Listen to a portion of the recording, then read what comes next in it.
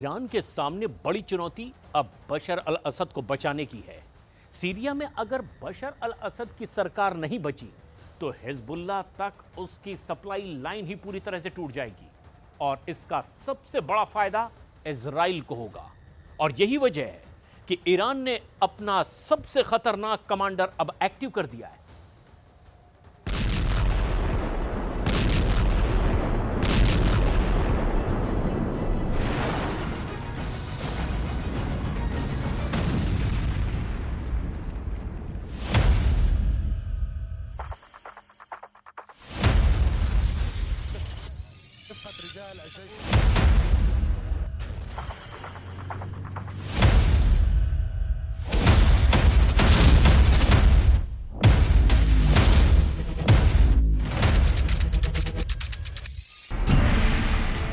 Syria के नए Baghdadi का काफिला लगातार आगे बढ़ रहा है। सीरिया की सेना 3 सूबे हार चुकी है। सवाल है कि दमिश्क कब तक बचा पाएंगे बशर अल असद? क्या सीरिया पर आईएसआईएस वाले आतंकी अपना कैलिफेट कायम कर लेंगे?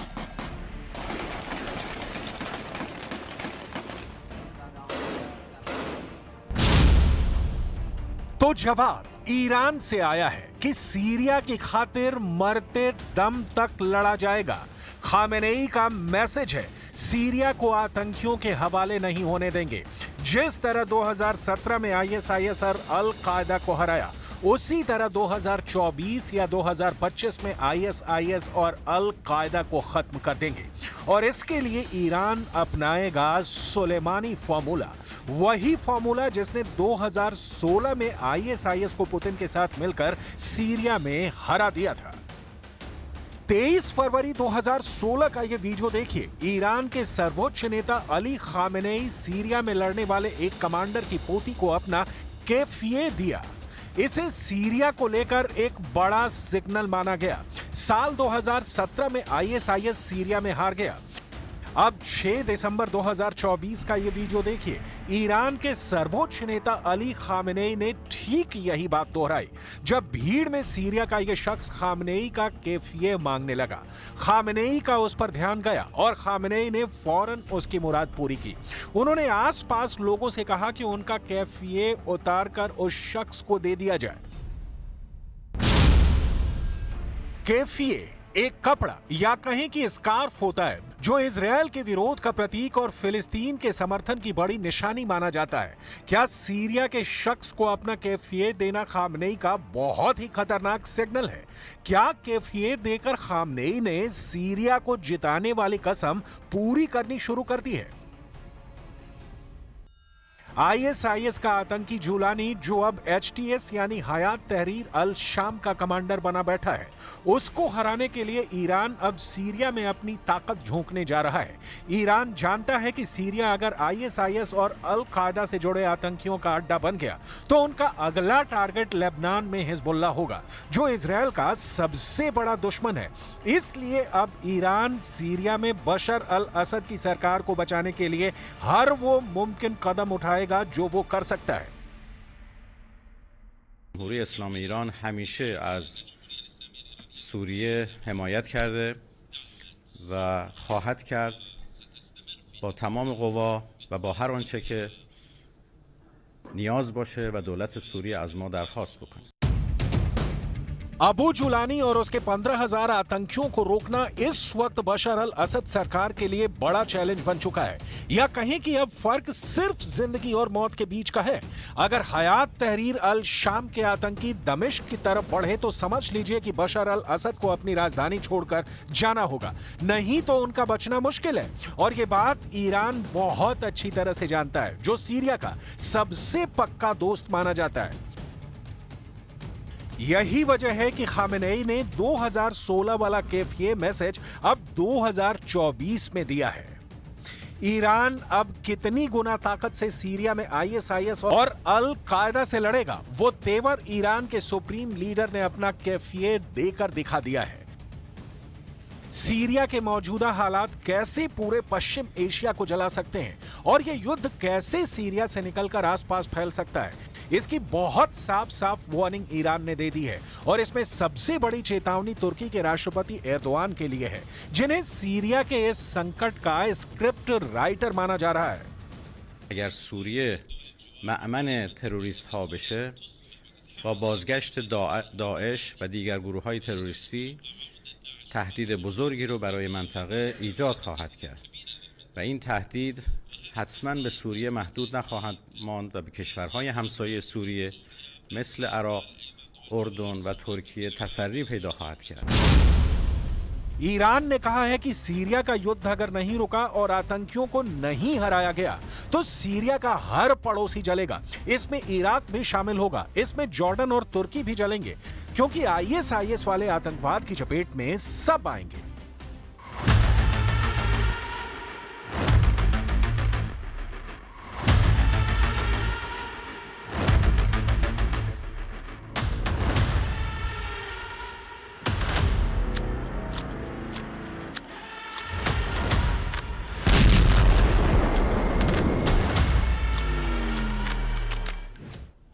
ستبادر محاولة لاجتماع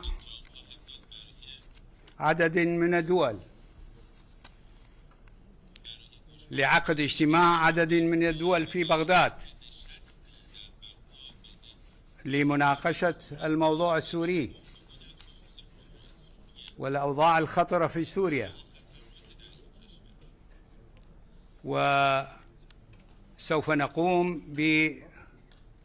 باتصالات دبلوماسية في سبيل الوصول إلى تفاهمات مع ممثلي هذه الدول.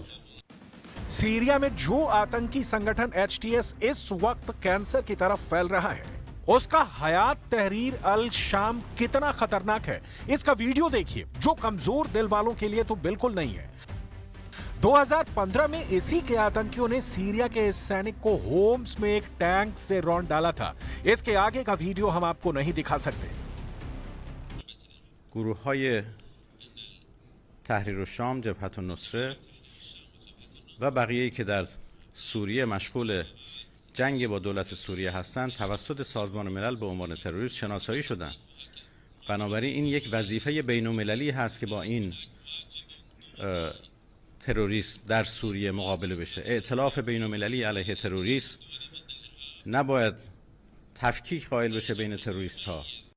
इसी आतंकवाद को 2011 से 2017 तक चले युद्ध में हरा दिया गया था और उस युद्ध में जीत का सबसे बड़ा नायक ईरान के कुद्स फोर्स के commander major general Qasem Soleimani को माना गया।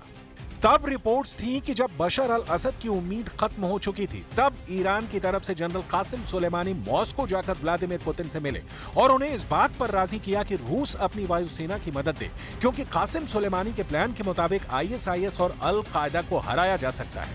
सुलेमानी का प्लान देखकर पुतिन राजी हो गए और अपनी एयरफोर्स को सीरिया रवाना कर दिया।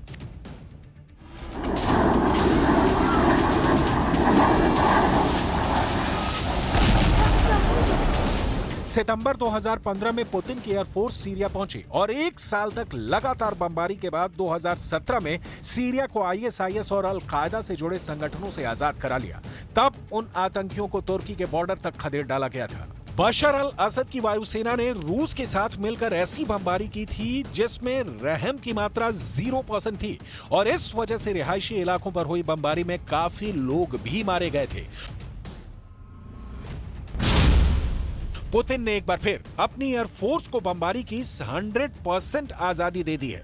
पुतिन का इरादा साफ है, वो सीरिया के कब्जे वाले इलाकों को किसी भी कीमत पर फिर आतंकवादियों से आजाद कराना चाहते हैं। पुतिन के मिशन सीरिया के टारगेट पर इस बार हयात तहरीर अल शाम से ज्यादा तुर्की के राष्ट्रपति एर्दोआन है और पुतिन अपने दुश्मनों को बख्शते नहीं है। इसकी वो तसल्ली बख्श गारंटी हमेशा देते रहे हैं। सीरिया में अल कायदा के आतंकी अमेरिका में बनी इस एंटी टैंक मिसाइल बीजीएम टो फायर कर रहे हैं। ये मिसाइल तुर्की के रास्ते इन आतंकियों तक पहुंची है। अब नया खतरा यह है कि सीरिया का नया युद्ध ऐसी जंग होने जा रही है जिसमें एंटी टैंक मिसाइल से लेकर बैलिस्टिक मिसाइल वाला हमला भी देखने को मिल सकता है, क्योंकि पुतिन और खामनेई सीरिया के राष्ट्रपति बशर अल असद की सरकार को बचाने में कोई कसर नहीं छोड़ेंगे। The Syrian armed opposition, including HTS, has essentially been fighting a static war for the last 5 years. And the Syrian government has occasionally bombed or launched very small-scale incursions into these remaining armed opposition-controlled areas, but there hasn't been fighting of this scale.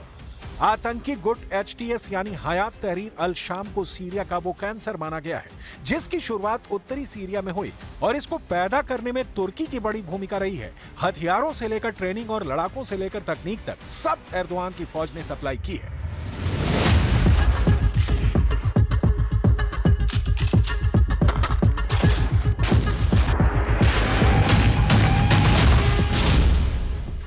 Syria में साल 2011 में शुरू हुए गृह युद्ध में 5 लाख से ज्यादा लोगों की मौत हुई थी।